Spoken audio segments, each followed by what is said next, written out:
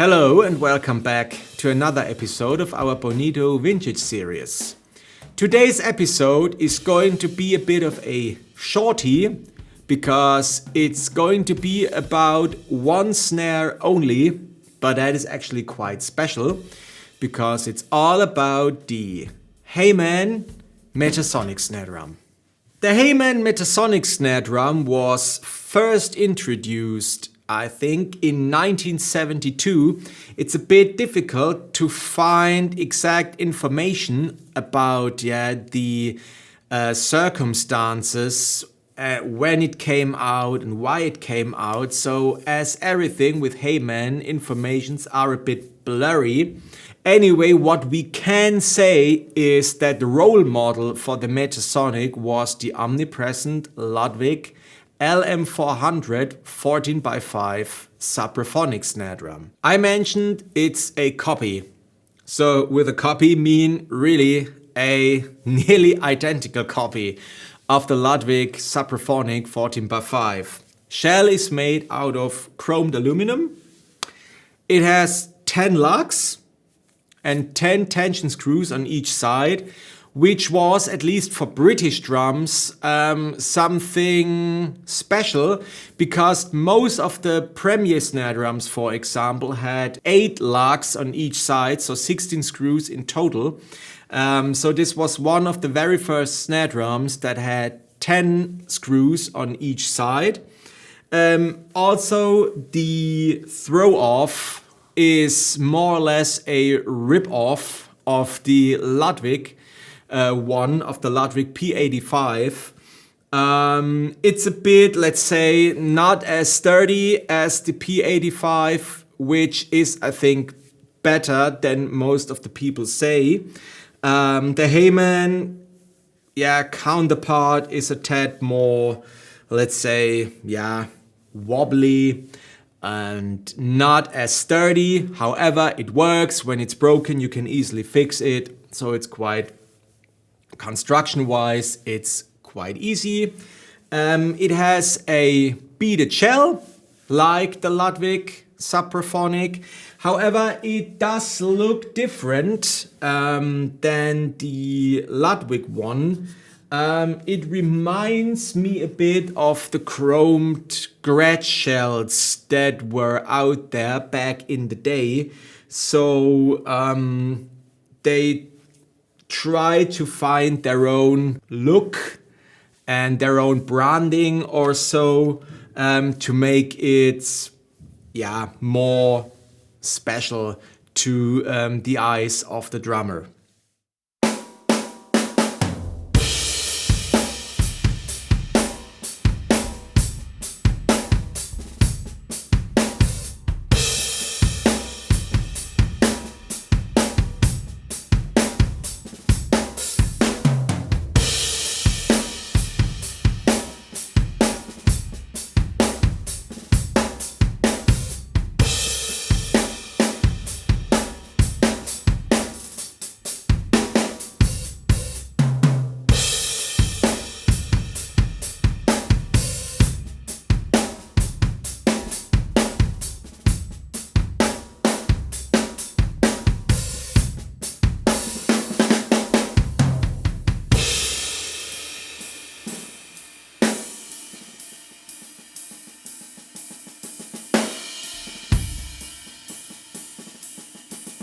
I mentioned before the shell is beaded, and it also uses the regular turret-sized drum lugs, which are also mounted on the regular wooden shell snare drums. However, wooden shell snare drums are not beaded.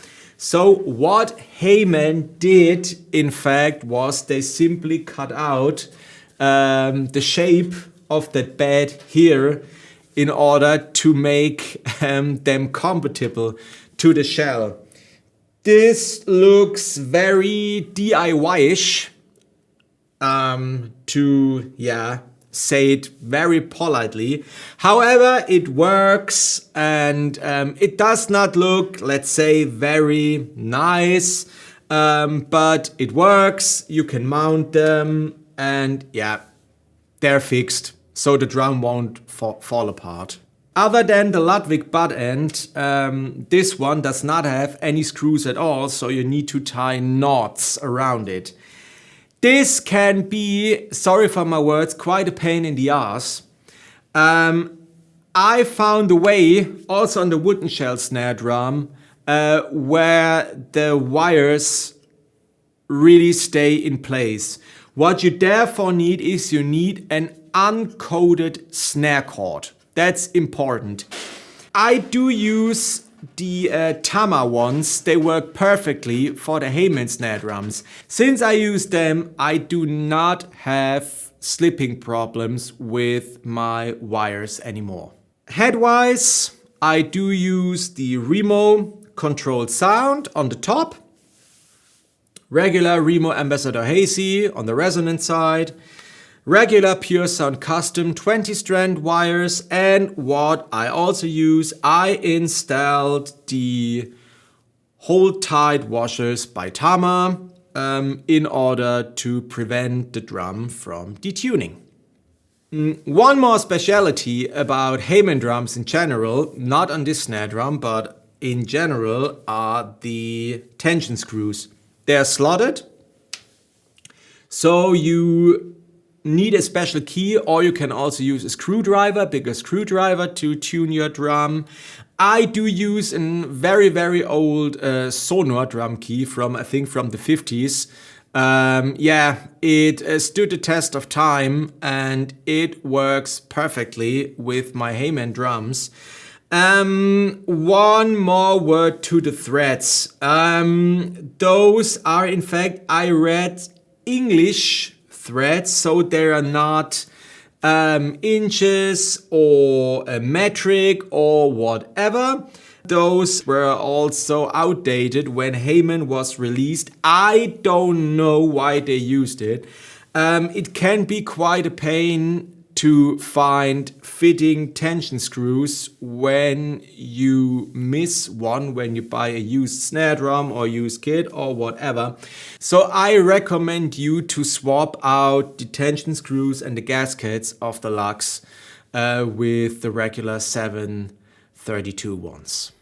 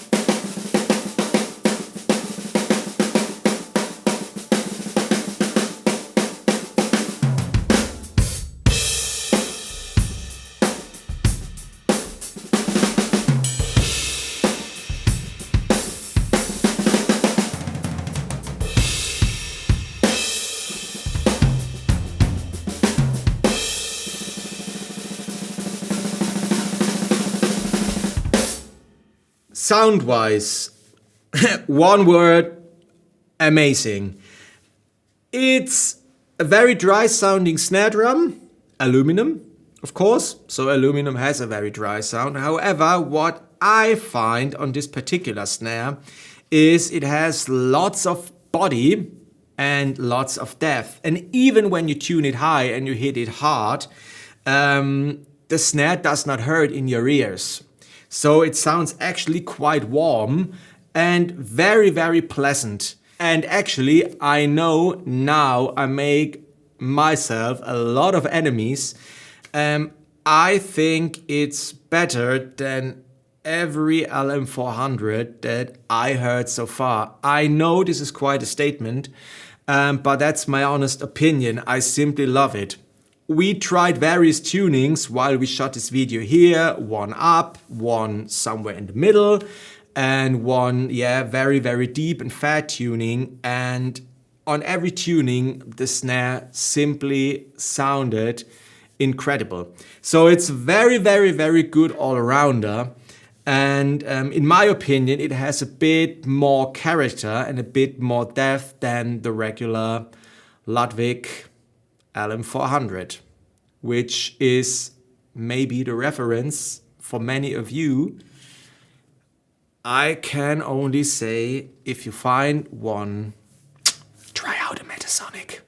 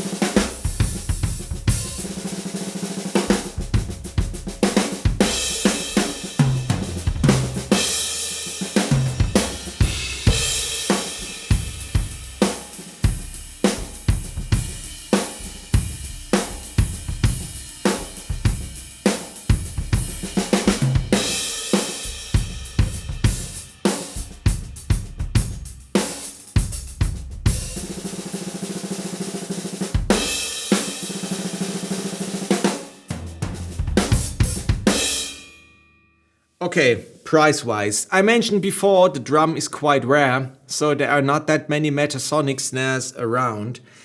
I was very, very lucky to get this one here for a bargain price on the used market. It looked actually very, very bad when I got it, but I invested some time and polished everything, took everything apart, and now it looks, in my opinion, quite nice again. It has the usual pitting, which is common on aluminum snare drums. However, I found some pictures of a few Metasonics on the internet, which looked really very, very good and way better than mine. Anyway, back to the prices. Right now, you need to pay 500 to 700 euros for a used Metasonic. You can also make a bargain like me. Actually, a few weeks ago, I saw one sold for around 250 on eBay in very, very good condition. So the one who shot this was actually also quite lucky person. But as I said again, 500 to 700 euros. But I can assure you, it's very well invested money. Okay, that's it for today's episode. I hope you like it. If you like it, feel free to hit the subscribe button below. If you have any questions regarding the drums or the tuning or cymbals or playing or whatever, feel free to put a comment in the comment section below. Until then, see you next time and bye bye.